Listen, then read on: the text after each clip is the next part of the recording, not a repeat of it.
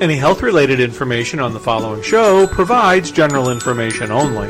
Content presented on any show, by any host, or by any guest should not be substituted for a doctor's advice. Always consult your physician before you begin any new diet, exercise, or training program. And thank you for listening to the Whole Care Network. Welcome to Healing Ties on the Whole Care Network. On Healing Ties, we're creating a life to love after caregiving ends by sharing stories and resources and being with awesome people like you. Now that caregiving has ended, let the Healing Ties begin. Here's your host, Chris McClellan, the Bow Tie Guy. Well, greetings everyone. It is Chris McClellan, the Bow Tie Guy, for our first episode in 2019 of Healing Ties, featured on the Whole Care Network. Thanks for joining me today. And you know, on the Whole Care Network, we are all about story sharing. We believe it's through story sharing where diversity meets the road to combat a common cause. And our common cause on the Whole Care Network is family caregiving. I must say, before we go any farther, I have to send a hello and a shout out to my friends in St. Louis today, because it is snowing like cats and dogs in St. Louis. And as my guest will attest, here in Florida, it might be a little chilly, but we have no snow on the ground. So I'm pleased to welcome my good friend, Gary Joseph Leblanc. Gary, welcome back. And Chris, thank you for having me. Great to be with you. Yeah, what a great way to start our podcast in 2019 with you, one of my good friends and somebody that I've admired in the caregiving sphere for quite some time. But I know you've been on the show a few times, but let's catch our listeners up with your background. And you've got just a terrific event coming up with the Dementia Spotlight Foundation in Tampa that we're going to talk about today. But remind our listeners about your background, and we'll get into the wonderful event that's coming up here in March. All right. Thanks. I am the Director of Dementia Education for the Dementia Spotlight Foundation. I took on that position last year. I'm very happy to take it on because these are great people to work with, and that's so important when you're dealing with this. People that have all been in the trenches on this foundation, we all know we've all been caregivers, and that really makes it tight. And we know what our goals are, and we know what we're looking for on it. I'm a certified dementia communication specialist. I've been writing a weekly column called Common Sense Caregiving for over 10 years, all strictly on dementia care. And I've written 4 books on dementia care, so it's been a lot of work. But personally, it was all 20 years of caregiving. 12 years I was a primary caregiver for my dad. He died of Alzheimer's. And right after my dad, it was 8 years with mom with vascular dementia. So had a lot of in-home, let's say, experience on it. So and from there, you've taken your passion and made a difference in other people's lives as well. Well, the first round was a little tough. There was 20 years ago, there wasn't that much information out there. And we made a lot of mistakes. Of course you're going to make mistakes. And one of my things out there, I'm out there today speaking all over the nation on this stuff because I don't want them to make the mistakes I made. We learn, Biggest mistake you can make is not learning from your mistakes, be honest. Yeah, very good. That's where we're at. And I think it's safe to say that when they're in the middle of this, I think we both know that, especially when going back 20 years, and you mentioned sometimes it was hard to reach out for help because there wasn't a whole lot of information out there. And then as we've moved on in the caregiving sphere, it's folks like you who I look at as pioneers who are bringing education and training to people, because when we can share our experiences like we do on the Whole Care Network, that's where people really connect and get informed from one caregiver to another. And that's one of the things I've really admired about you since the first day we met a number of years ago. So thank you for doing what you're doing. I love it. I love doing it. Yes, you do. So tell us a little bit about the Dementia Spotlight Foundation and the Alzheimer's Music Fest coming up March 8th and 9th in Tampa. We've got an education day on March 8th, and then a concert and event on March 9th. So we've got a lot to talk about today. All right. The Dementia Spotlight Foundation is a 501c for Florida and Georgia. in both states, registered on it. Our goals really are to bring in as much free respite care as we can for the family, because these families are not getting a break. Right. I mean, and sometimes it's caregiver guilt that stops it too. If not, it's financial. It's either or. So we're trying to raise money, and we're basically giving out as much free respite as we can. And the other thing is that we're doing free education. We're trying to spread out as much free education as we can. I've been out training sheriff departments, hospitals, and this is all for free. And it's what the foundation's helping me do it, and it's something I'm so happy about. We're doing some really good stuff. I'm very pleased to be working with these folks on it. Whitney Alsman, she is the CEO, and Vince Durango, who helped put the music fest together, on all this is all for us three really running the show on it, and it's good stuff. And did I hear you say the word free education? Yes. We're doing as much free education as we can. I was doing an event Thursday. I was up by Lake City area, Mayo and Live Oak, Florida. Mm-hmm. We brought in all the LPNs and the CNN from technical, I think it's Ridge Oak. I make this right. Ridgeside Technical College. They got a whole bunch of LPN and CNN courses. We must have trained about 80 of their students on it. Put a nice class there. It was a beautiful day. We brought in the Florida Health Department. I'm going around training the special needs shelters for the state of Florida on dementia, because after Irma and Matthew, we kind of learned some pretty good lessons on how we got to take better care of these people during dementia, during these natural disasters. So I've been doing that free on it. Just going around for the health department. A lot of this stuff, it's all been in the back into the Dementia Spotlight. So, it's interesting that I would not have given that a thought about the about going to the shelters, but when you said that, it reminded me about caregiving just happens. We're not usually prepared for it, and then it's a unfortunate accident, untimely diagnosis, and you're in the middle of caregiving. And I thought of that as you were talking about going to these shelters, and all of a sudden, people are in a communal situation, and goodness, I just didn't connect about the issues that caregivers would have and staff would have who would be unfamiliar with caregiving, especially as it relates to dementia caregiving. We changed the laws here in Florida in 2015 that if you do have Alzheimer's or another type of dementia-related disease, you're now able to go to the disability shelters. Before it wasn't considered a disability. Mm-hmm. Well, in 2015, when they changed the laws, I talked to the State Department, and I was like, Health Department, I'm like, you're going to have to bring some education to it. It's like, oh, no, well, okay. And they weren't understanding the concept at that point until Irma came through.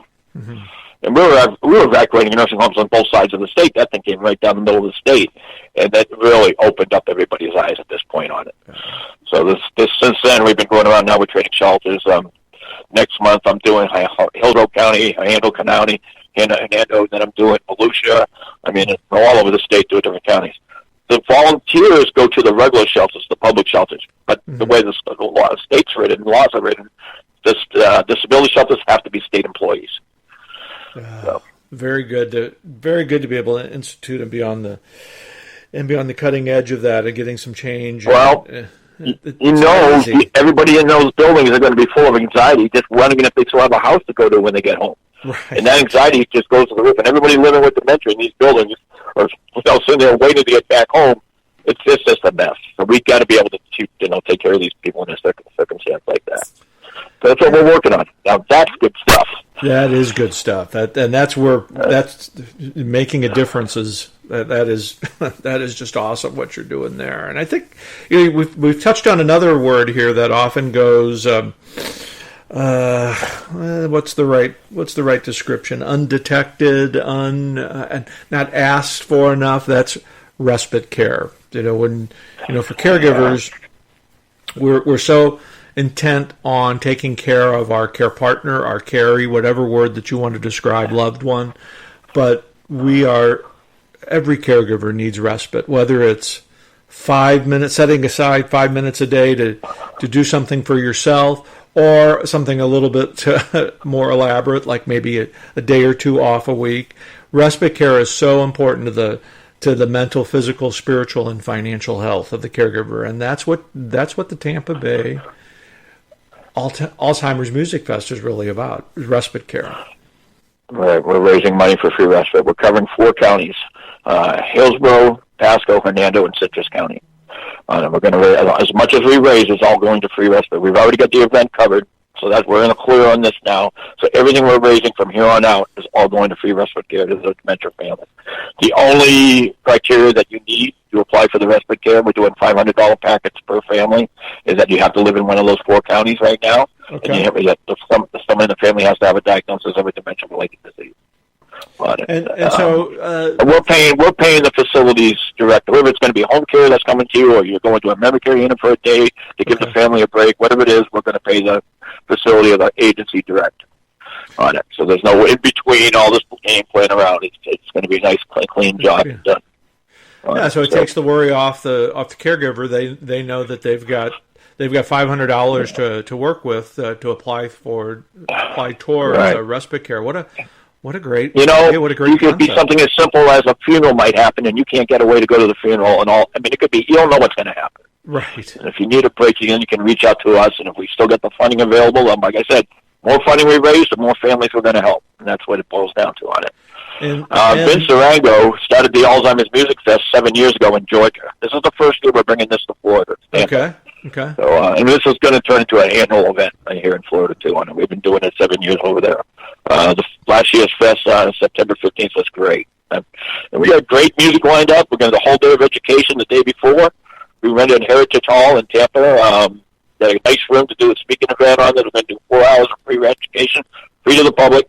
Just come on in on it. That's done, I think it's from 10 to 2 on March 8th. And then on March 9th from 2 to midnight, we're doing the music fest at Skipper Smokehouse in Tampa. Driving and Crying is our closing band. Good, well-known band on it. We got great music. It's going to be a good weekend. Driving and Crying. I think you mentioned to me earlier that it is an '80s band and they're having a new album coming out right around the time of the event. But I want to backtrack just one day before we get into the music festival. But let's talk about the educational component on March 8th. What the speakers you're going to have, topics that are going to be covered, and how people can attend. Even is key. Yes. If we really want to help these people, we got to let them know how best ways they can do this on it, or even just reconfirm. The event I did the other day, I had one woman come to she knows I learned a lot, but even more than what I just learned, it reconfirmed so much for me that I was thinking, but maybe I wasn't thinking right. I go, reconfirmation is just as good as education on it, because now you don't think you're as crazy as you thought maybe on it. So it's very important we bring in the right procedures and how to care for these people and show them what information is available for them around there locally on it. So we're going to have, I'm going to be doing a whole dementia care presentation on dementia-related diseases, on communication behaviors. We got Linda Burhan. She's from the Connecting Caregiver radio show. I've done several events with Linda. She's a great speaker, funny. I mean, she's awesome. She's going to be helping me seeing the event on with the Music Fest also with me on it. We're looking to bring in Teresa Foster. She's going to talk about the correct way to try and find actually a good assisted living on it. And we're going to have you coming up talking about respite care. We got a good lineup. And congratulations for coming out. We love working with you on it. So the bow tie guy is making an appearance.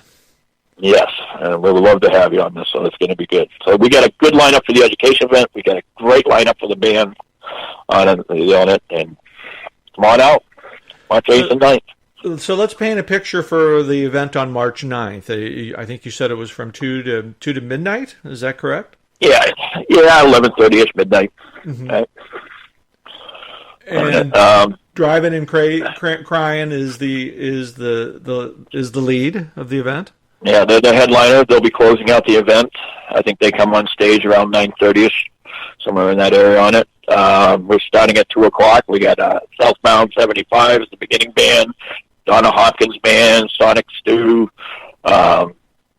Southern Exposure. We got a really good lineup on it. Vince did a great job putting the bands together for this event on it, so it's going to be great music for the day on it. And the same thing we just did in Georgia. The music was fantastic up there. I'm like, hey, this was a great day on it. So, and when we're raising money for it, we're going to be selling T-shirts and all that stuff. All that stuff is going to free respite care. And that's and that in and of itself is not only a great thing for the community of Tampa Bay, but for the caregivers to be able to have the opportunity for respite. It goes a long way in their own personal health and well-being, and I just can't. I commend you 100% for what you're doing. This is awesome, and thanks for having me. I don't know if you've ever been to Skipper's Smokehouse. I don't know if you've ever been to Skipper's Smokehouse, but this is a fantastic venue over there on it. They got this big oak tree growing out of the ceiling and out of the walls, man. It's a very unique building on it, and it's a great place to host the event. We're lucky to have Skipper come in, and there's a connection there. His dad died of dementia. I mean, everybody that's involved in this, there's a connection. Well, and that, it just takes me back to everybody has a story, and it's our stories that connect people. And and I'm pretty sure you'll agree with this. As it comes to caregiving, and when we share our stories, we just learn a little bit more about the person, and we feel that immediate connection, and all of a sudden, we understand that person a little bit better. There's no economic boundaries, cultural boundaries, orientation boundaries, religious boundaries when it comes to caregiving. Because it impacts everybody, and when we can get together like this, we'll learn a little bit about each other in our caregiving journey. All of a sudden, we become stronger. We share resources. We find respite, and what's wrong with that? That's what life is supposed to be about, helping each other out. The respite care, some of these people, and I did the same thing with my first round with Dad on it. I had myself 100% convinced nobody can take care of Dad better than me. Mm-hmm. And there was some truth to that. I mean, but it doesn't mean somebody else is not going to do a bad job. Right. Somebody else could take real good care of him, too. I mean, you might be the top person in this whole deal on it, but you can still let him get used to. And the problem is, if you don't let him get used to being with other people caring for him, it's going to become a problem in the end. And you're going to suffocate yourself. So we got to take a break. Even if it's one day a week or half a day.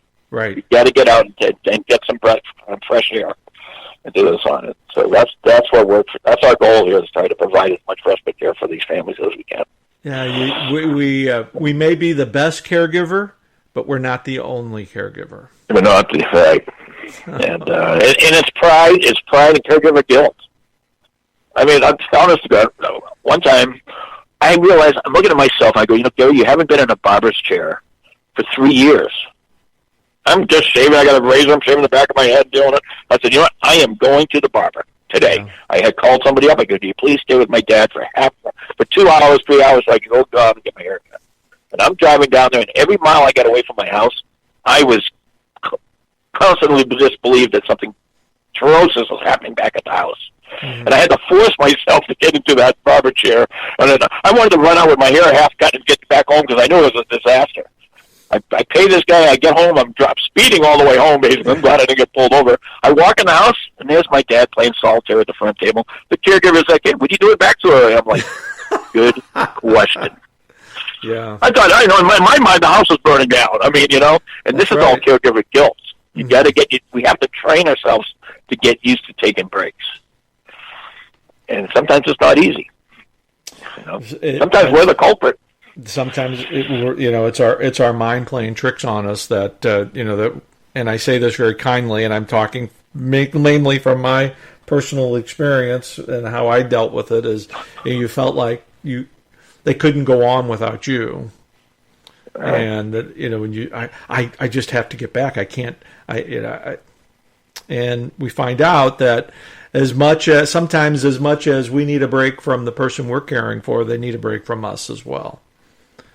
And we got to find a way. You got to find that comfort zone. And I think part of the reason, one of the many reasons I think we both do this, is because we can share our experiences, and if we can just touch one other caregiver from our experience, then we know that we've had an impact on somebody else. Because I think you've heard me say this before. I'm the poster child of what not to do after caregiving ends. So, but in sharing our stories, we get that we find that hope and that comfort in knowing that we can have an impact on people, and you're certainly doing that with all the work. As you said, if we if we can help one caregiver, it is now a good day. So, very much so. Goodness. So we just got a couple of minutes left. Let our listeners know all the details about how they can get involved, how they can purchase tickets. Is the floor is yours. The two websites you really want to visit is dementiaspotlight.org and alzheimersmusicfest.com. Those two things will have all the information. There are all tickets, a lineup for tickets there on it. The tickets are going to be $30. I mean, how could you not come and spend $30 and listen to all that great music for a whole day on it? I mean, the price to me is this place should be a line out the door. That's the way I look at it. So, and hopefully we will on it. We just sold the last one out in Georgia. We had a complete sellout on that one. So we're hoping to do the same thing here in Tampa. Again, DementiaSpotlight.org or the Alzheimer'sMusicFest.com. That's where all the information is going to be held on it.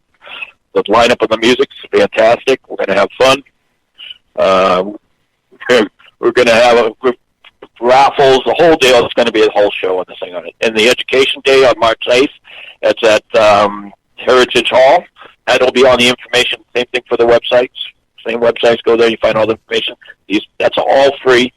Come on out. Learn and laugh with us, man. We're going to have a good day, Pride Day on education. So, well, the Dementia Spotlight Foundation is proudly presenting a day of free dementia education on March 8th and a day of music and fundraising March 9th in Tampa Bay to raise money for free respite care for our families in the Tampa Bay area. And Gary, you are certainly someone who's creating healing ties all around us. I can't thank you enough for your friendship. Can't thank you enough for what you're doing for the community, and I'm looking forward to being a part of this event March 8th and 9th in Tampa Bay. Thanks so much for joining me today. Thank you. We're going to love having you coming up, so can't wait to see you. Likewise. Okay, well, that does it for this episode of Healing Ties. As you know, I'm Chris McClellan, the Bowtie Guy. I'm creating a life to love after caregiving ends through radio, writing, travel, advocacy, and being with awesome people like Gary Joseph Leblanc. Healing Ties is a part of the Whole Care Network. Check us out online at thewholecarenetwork.com. We'll see you for another episode of Healing Ties real soon. Bye-bye.